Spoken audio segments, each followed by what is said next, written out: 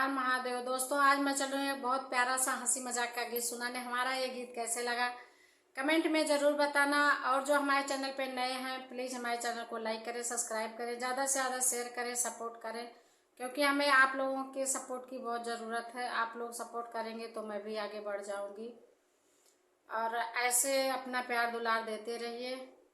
आइए मैं चलती हूँ आप लोगों को गीत सुनाने। हमारा ये गीत कैसे लगा। जय श्री कृष्ण। सिकाहर पे दूध बाबी लार का करी, अरे सिकाहर पे दूध बाबी लार का करी, हमरे नैहरे में यार बाबा लमुआ का करी, हमरे नैहरे में यार बाबा लमुआ का करी। सिकाहर पे दूध बाबी लार का करी, अरे सिकाहर पे दूध बाबी लार का करी, हमरे नैहरे में यार बाबा लमुआ का करी, हमरे नैहरे में यार बाबा लमुआ का करी।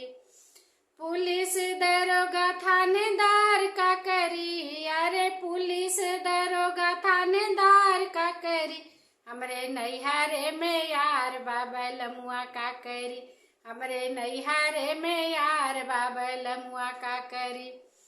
सिकाहर पे दूध बाबी लार का करी, अरे सिकाहर पे दूध बाबी लार का करी, हमरे नैहरे में यार बाबा लमुआ का करी, हमरे नैहरे में यार बाबा लमुआ का करी।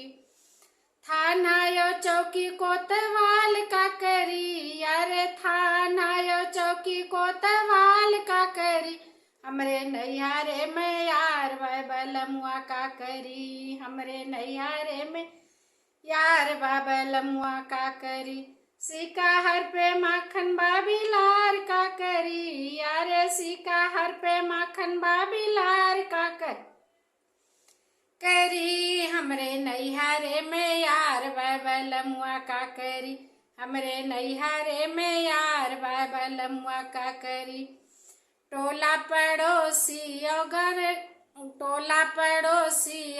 घर के लोग का करी है, टोला पड़ोसी परिवार का करी, हमरे नैहरे में यार बाबा लमुआ का करी।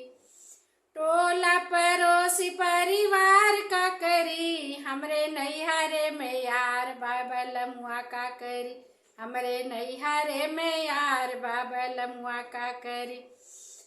सिकाहर पे दूध बाबी लार का करी, अरे सिकाहर पे दूध बाबी लार का करी, हमरे नैहरे में यार बाबा लमुआ का करी, हमरे नैहरे में यार बाबा लमुआ का करी।